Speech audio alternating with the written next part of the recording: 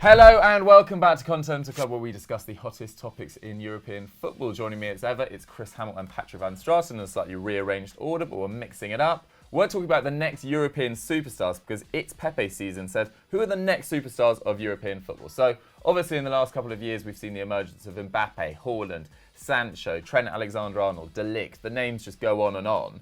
But a bid this week from Borussia Dortmund for 16-year-old Jude Bellingham from Birmingham City has got us thinking about who are the next superstars of European football. So our rule was 18 or under, but let's start with Jude Bellingham because this move is a bit of a surprise to many. But how excited, Chris, are you by his potential? Yeah, I've not seen an awful lot of him.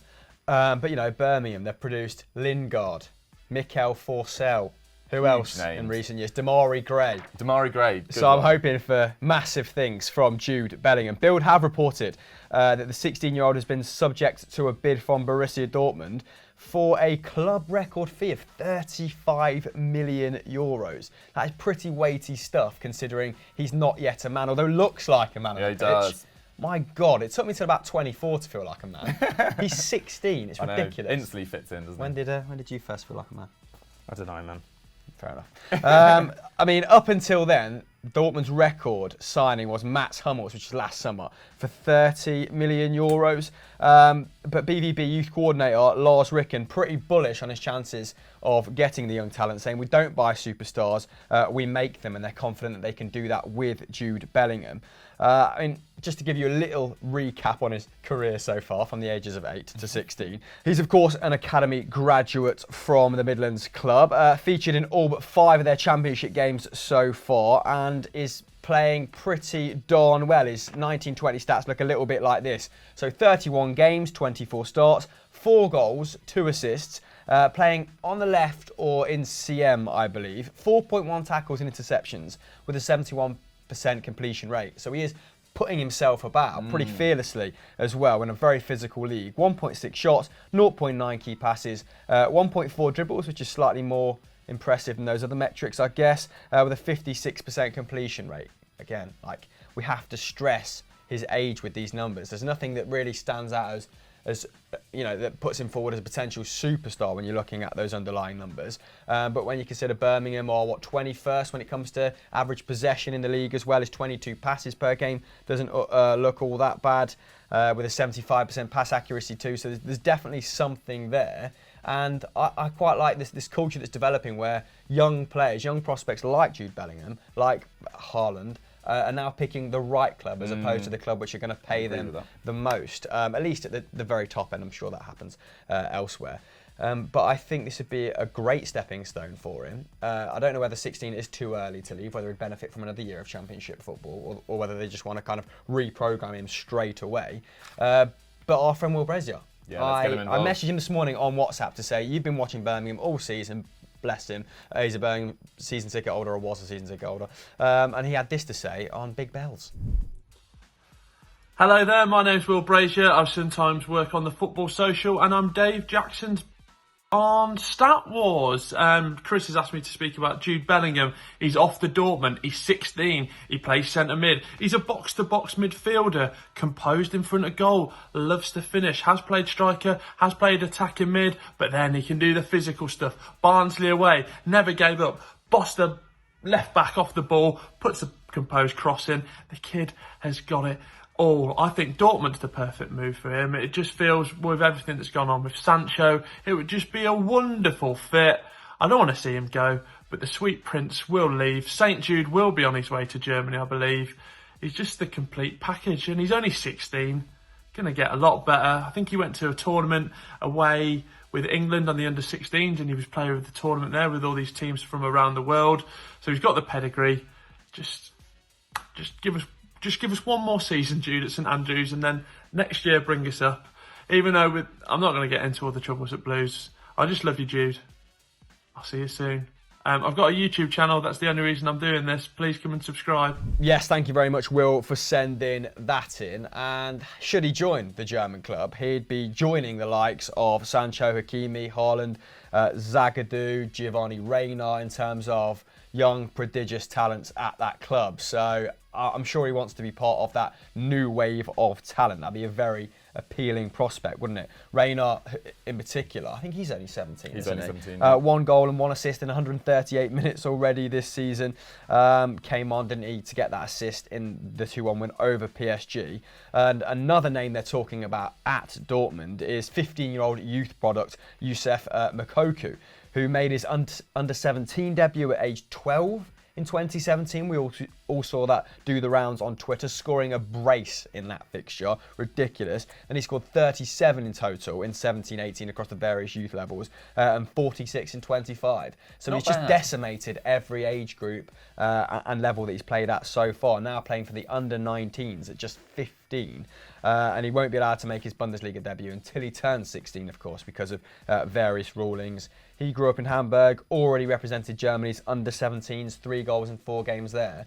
So very fertile ground at Dortmund. They had a little bit of a blip maybe 3 or 4 years ago, didn't they? But now, yeah, the ranks are stocked, Doogie. For sure. I mean, yeah, what a crop coming through. Moukoko looks like a really exciting talent. I've only seen clips of him on Twitter, but the hierarchy there have been quite quick to sort of dampen expectations, saying they're not going to introduce him too fast. He's still got some developing to do. But these numbers at youth level suggest he's got a very, very big future. As does, Pat, a player at Arsenal in Bukayo Saka, who has been, I think, one of the finds of the season. Yeah, I mean, he was always talked about by people who kind of follow Arsenal's academy. Like, he was linked to Bayern, not last summer, but the summer before. Oh, I didn't know that. But I think with academy graduate or with academy players, you've always got to kind of take it with a pinch of salt, because every club talks about their academy players like they've got a guaranteed starter there in the future. And for Bukayo Saka to start getting minutes, it did take, some injuries, and for really a lack of out-and-out wide forwards, which is where he started under Emery. He got his debut last season, but then this season he played as a wing-back a little bit. He played in that United game away from home where we drew 1-1, provided the assist for Aubameyang. Played in that 5-5 draw with Liverpool. But really, since Arteta came in, is where he's taken off, because now he's playing as a left-back for us. And he's been really good. I mean, really good. Like, not just as in good for a converted winger or good for an 18-year-old, but good. Obviously, there's still loads of room for improvement, but still a very creative player. I think he's got 5 goal involvements in his last 7 games. I think out of the 15 games that Arteta's been in charge for, Saka's been involved in 14 of them. And defensively, he's kind of got that thing. I don't know about you guys, but I always used to think, like, if you're a really fast and skillful winger, you should actually be able to defend, because you should be able to read the movement of the ball. It's that thing where you imagine Messi should be quite a good tackler if he wanted to be, right? With Saka, that seems to kind of be true. Though maybe it's just the fact that now wingers are required to play wing-back roles, full-back roles in academies. Because he's putting up really decent defensive numbers. I think it's about 3.5 tackles and interceptions per 90, with like a very solid tackle versus kind of dribbled past ratio. I think up near 70%. Dribbling wise, actually the interesting thing about Bellingham, the one thing about Bellingham that does really stand out are those dribble numbers. 1.4 dribbles per 90 as a 16-year-old is almost unheard of. If he were playing in one of the top 5 leagues, there would only be 5 teenagers completing more dribbles per 90 than him, and one of them would be Saka. Top of the heap would obviously be Alphonso Davies, unsurprisingly. But it just looks like Saka fits really well into this new system, which requires him to, in possession, play as a winger, and out of possession, play as a fullback. He's extremely hard-working.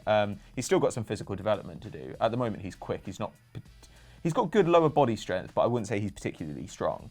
But yeah, I think it's quite exciting. And in a way, I don't worry about Tierney coming back to fitness, because I think Tierney will go in at left-back. I still have a lot of faith that Saka will get minutes both at left back and as a winger. So I think Arsenal have got a real find there. And when you think about what they're going to do this summer, because obviously they can't afford to be prodigal of their resources, perhaps this kind of means they don't need to focus on a left winger and they can spend the money elsewhere, because they have Saka and of course Martinelli as well, who's just as exciting. Thinking about that summer, do you think it also means that Kolasinac could leave? That's been rumoured for quite a while. I mean, the question is whether with his injury issues you'll be able to find a decent buyer for him, but we paid nothing for him. So I imagine we would sell him on. I think Roma have been linked, obviously, with Alexander Kolarov getting on. And I think what job he's done. And he's actually a very good attacking wing back, Kolasinac, but it's very clear at this point he's not going to be a key player for Arsenal. So certainly Saka simplifies things in that regard. It's essentially a mini version of what Chelsea have got, right? Where Chelsea can say, oh, well, we actually don't need to go and buy a right back because we've got Reece James, and we don't need to strengthen here because we've got that person. And that means that's such a boon because you can focus on the other areas. Yeah, for sure. I mean, you make a good point about his hard-working nature. I think only Martinelli and Willock have been completing more tackles per 90 than him, which is pretty impressive that all the youngsters are really leading the way in their defensive effort. I think that's something that we haven't seen at a lot of other clubs for quite a while. So fair play to him. Another name we've kind of got to mention after the week he's had is Billy Gilmour. Obviously started and played very well in that 2-0 victory over Liverpool in the FA Cup on Tuesday night. Started in Jorginho's normal position in the middle of the park, opposite Fabinho, had some really nice touches, some nice dribbles. Looked like he got a nutmeg through Fabinho's leg at one stage. I wasn't actually watching the game, I was out for dinner, but looked really impressive. 3 tackle interceptions, 2 aerial duels, 2 dribbles, 1 key pass. From the highlights, looks like he looked sort of ready to make the occasional appearance for Chelsea. Well, if you're talking about defensive work, I mean, you've mentioned Camavinga a few times to me at Rennes, and his numbers are ridiculous in that regard, aren't they? For sure. I think it's 6.2 tackles and interceptions. He's actually the most exciting of all of these. I agree, because while Gilmour's made his Premier League debut in August and then started a FA Cup game in against Grimsby in September, but hasn't really featured that much and has only been playing with the first team since February. Whereas Camavinga played a lot for Rennes last year and has been pretty much a regular this time. I think he's only missed, he's played 24 league games, he's missed just 3. 6.2 tackles and interceptions per 90, which is up there with the best in France. And looks very good on the ball. Obviously, everyone's seen the highlights of his game against PSG earlier in the season when I think they won 2-1. Just looks really impressive. Do you worry about 34 appearances in the league at 17?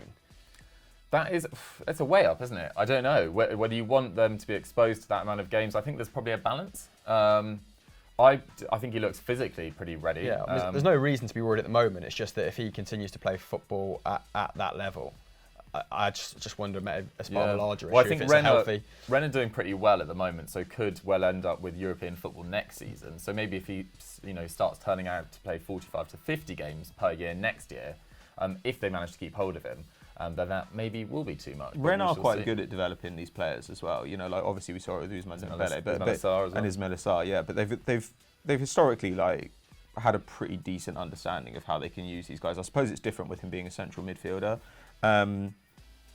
But yeah, I mean, the thing about all these players is when you get really excited about them, I think people forget the way that youth development actually works, and they think, well, he's 17 now, he'll be better at 18 and better at 19 and better at 20, and it almost never works that way. Players often take a little bit of a step backwards.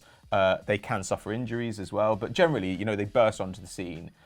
Teams don't really take them that seriously, and then the second season is a little bit more difficult. So you might expect Saka, Martinelli, to have a little bit of a step back as well. Camavinga probably wouldn't be the worst thing for him to go a little bit under the radar for a couple of years and just be gradually building up minutes. And if he can push, his 0.8 dribbles per game up into the 1 to 1.5 range, which is completely possible as he develops physically, then suddenly he'll be a player who could play for pretty much anyone. We're seeing it now with Renato Sanchez as well, aren't we? How a lot of expectation was put on him at Bayern, didn't fare very well in the Premier League either, on loan at Swansea, and then is having a resurgence. The other day, yeah. Having a resurgence at Lille. Like his numbers are ridiculous, and his performances have been match-winning on occasion this season. So that kind of just taps into the trajectory that I suppose Pat is talking about a little bit. Obviously, his deficit was massive. But yeah, the French league, I suppose, maybe just as strong as the German league at the moment for developing young talent. Yeah, I mean, he was linked with Camavinga. Was linked with Man United a couple of months ago. And I just don't want him to go to Man United at 17. I don't think that's probably the club for you right now, Eduardo. But see what your advisors make on that. And there's a couple of other names we could mention as well. Obviously, Ansu Fati, 17, has been pretty much a revelation for Barcelona this season. I don't think they expected him to. Apparently, the word out of Barcelona was he's way ahead of where he was supposed to be in terms of his development, according to the other players of his age. 5 goals and 1 assist in over 770 League and Champions League minutes. Has picked up a few niggling injuries recently, but 0.58 expected goals and assists per 90. Only Messi, Vidal and Suarez can top that. and only Messi tops his 0.29 expected assists per 90. But it's also just like, could be anything. Like if you look at the history You're of like, always quite sceptical on Ansu Fati. I'm sceptical about Barcelona youngsters, yeah, because like we've seen numbers as good as this, in fact better than this, from Barcelona youth players coming through and getting limited minutes before. Ansu Fati, the range of possibility for him runs from one of the best players in the world, because these numbers are really, really impressive, and in a tough league at a really young age. With big expectations. But we've also seen almost these, in fact, we've seen better numbers than this from Munir, for example, and from Boyan, and from Afellay, and from Cuenca and Teo. Like, you see numbers like this all the way through the history of Barcelona since Messi arrived, basically. And you see time and time again that great players bring others into their orbit. So while I think, that you should definitely be excited about him, I think there's this idea that he is going to be a star. And I'd have much less faith in him being a star than I would in, say, Rodrigo at Real Madrid, for example, who I think is doing it without necessarily having, like a player like Messi alongside him doing it for it. Yeah, and necessarily having the most cohesive attacking unit alongside him as well. I get your point about Messi, but I think there's reason to be very excited about Ansu Fati. But I think what Pat's saying is temper expectations on all these players. Sebastian Esposito's as well got a few minutes at Inter Milan. He's come on and made an impact in a few games. 0.9 expected goals per 90, although in very limited minutes. So there's a few names in there. Kubo as well has done quite well at Real Mallorca. But yeah, that's our take on 18-year-old and under talent at the moment and potential superstars for the future. So at the moment, we were sort of thinking that Jude Bellingham, that's a very exciting move career-wise. Saka probably the most promising at the moment, would we say, Chris? From the names you've just mentioned. Yeah. I mean, Camavinga's numbers, I think probably put him on an even keel with Saka. But yeah, I think they're two top players. Fair. And thank you very much to Will Brazer for contributing. Let's move on to Big Match Preview. Now, there were quite a few big games this weekend. We could have talked about Barcelona versus Real Sociedad, but we talked about El Clasico last weekend. Atalanta played Lazio as well, but we profiled Lazio 2 weeks ago. So instead, we're talking about the big Bundesliga clash of the weekend, Gladbach versus Dortmund on Saturday at 5:30 p.m. This sees Germany's fourth place side take on Germany's third best side, currently separated by just 2 points. So a massive, massive game. Pat, host Gladbach, started off with a bang. Small dip, but they're still doing pretty well. Yeah, I mean, they were. The reason that it's possible to feel a little bit sad about them is because they were flying so high at the beginning of the season. I think they won 10 of their opening 14. They were top of the league. They were 7 points ahead of Bayern, and since then they've won 4 and 9, which sad is back. Not amazing. Yeah, exactly. But they're kind of. I don't know. Like, in a way, the drop was kind of coming. Like, they never looked like the best side in the league, but they definitely kind of deserve to be where they are. I think if you looked at raw shot numbers, you'd think they were a lot worse than they are. So they take about 14 shots a game, which is very healthy, but they concede nearly 50. However, when you look at the quality of those chances, they're third in the league for expected goals for and sixth for expected goals against. So what they do is constantly allow teams to take shots from areas where they're never going to be troubled. And the chances they create are absolutely enormous, as you can tell by the goal numbers in their front three. I mean, Brelin Bolo's got 9 goal involvements. Thuram and Player have both got 14 each, which is spectacular. You know, when you think that, I think only Dortmund, is it Leipzig and Bayern have outscored them this season. All those teams have top-end talent. And while I think Thuram particularly is like a superstar in the making, he's not a superstar yet. Like, Player is a good striker, that's all he is. Brelin Bolo is a decent striker, that's all he is. Couldn't get a game at Schalke last year. Yeah, and he's also had some serious injuries in his past. So for them to be doing this, and also getting production out of guys like Lars Stindl, who's been excellent when he played. I mean, he was phenomenal a couple of weeks ago, had an absolutely sensational game. I think he had like 95% pass accuracy, 5 tackles, a handful of dribbles, and a couple of goals and an assist when he was filling in at centre forward. It was absolutely outrageous. Love it. But really, I mean, this is an object lesson in getting the most out of the players at your disposal. They've really, really done a great job this season, and I just think, I don't know. I think that when you look at those expected goal numbers, you think, okay, 4th place should be within their grasp. They're still only 6 points off the top of the table. They've got a game in hand, and while Leverkusen are pretty dangerous, I think Leverkusen are actually a better side than people give them credit for. I still think that Gladbach should wrap up that 4th place relatively comfortably. This game, though, I don't know. I mean, their defenders have all been having good seasons, but this is going to be a test. Yeah, to say the least, Chris, because Dortmund come, in probably their moment of the season. Yeah, I mean, historically, they've edged this tie as well. I think in the last 27 meetings, they've won 18, having only lost 6. So Gladbach don't have the best record in that regard against BVB. And like you said, massive upturn recently in the last 7 games. 6 victories, scored 25 goals in that time. Obviously, Haaland has helped in that regard. And only conceded 8. That's 3.5 goals a game. They scored more than 4 in 4 of those games as well, just absolutely ridiculous. Only defeat in that time, I think it was that 4-3 loss to Leverkusen. Bayer scored 2 goals as well in the last 10 minutes. That was very dramatic, wasn't it? And only Bayern, like Pat said, have outscored them. They've been free scoring in the league, haven't they? Lewandowski's maintained that wonderful form.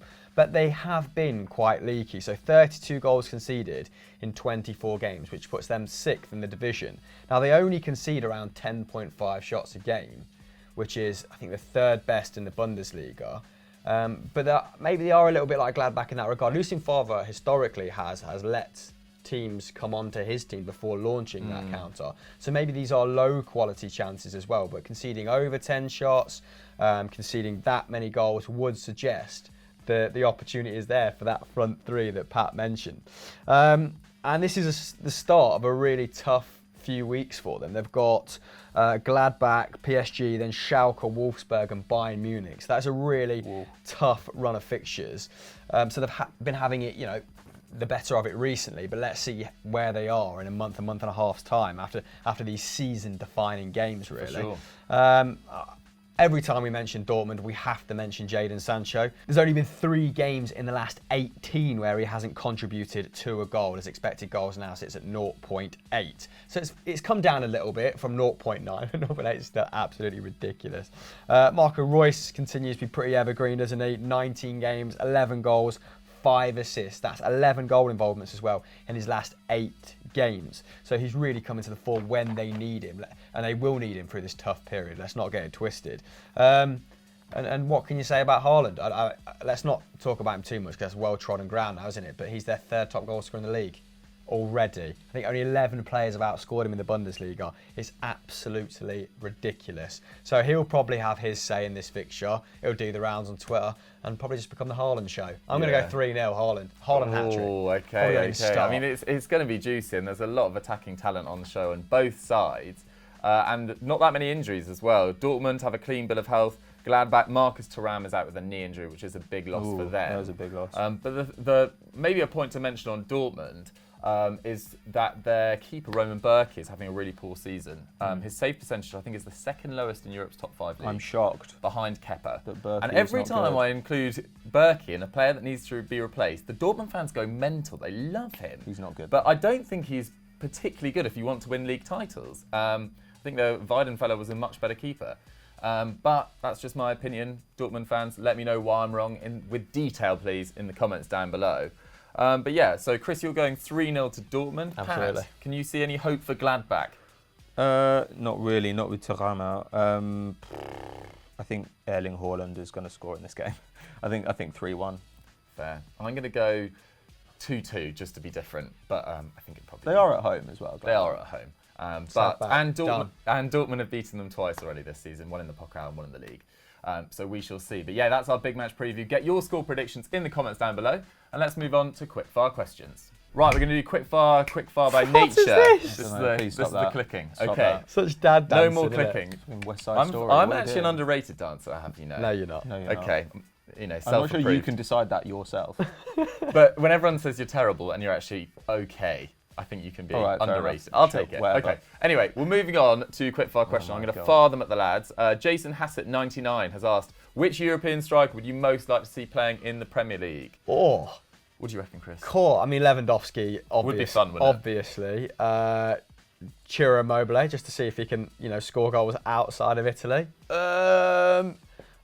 Would Ilicic count as a forward at this point? Yeah, why not? Yeah, maybe like Ilicic for one, like vintagey, like the same sense that like Christophe Dugarry came over when he was like 36. I mean, Imagine him at Wolves, Raul Jimenez Ilicic and Traore, that'd be fun. Going from Atalanta to Wolves would be a bad move at this point in time. But yeah, Ilicic, Nice. why not? Pat? I think those are good suggestions. Yeah, I don't really have anybody because they're not going to be playing for Arsenal, so I don't want to see any strikers in the Premier League. Well, you have been talking about other facts that Lacazette and Aubameyang could leave. Well, yeah, but that means we'll have no strikers. That means we'll play Martinelli, who is probably our second best player now. What? Moussa Dembele as well from Lyon. I think. Oh, he's had a bad season though. Yeah, but his numbers are still fine, aren't they? No, his expected goal numbers and shot numbers are way his down. total. What was I looking at on Twitter? Like in his last. His total goal contribution is pretty healthy. In like the last 80 games or whatever, or was it 100 games or something? They're still pretty good. Yeah. But yeah, they are struggling full stop. I'm going to go realistic one. Could happen this year. I think Timo Werner would be fantastic. Maybe at Liverpool. Although he'd probably be more suited to Chelsea, and they definitely need to get back up. Timo Werner has become our Kovacic. Remember when we had to speak about Kovacic for like 2 years because we were like, why is no one signing Kovacic because he's not playing at Real Madrid? And now I just don't even want to talk about Timo Werner. You're done with him. And our second one comes from Cam L. Welsh. Remember the FD Discord, which you guys should all get involved in. There'll be a link in the description. And he says, if Lazio continue this great run of form, can they pick Juventus to the title even? Chris, do you have much hope in this?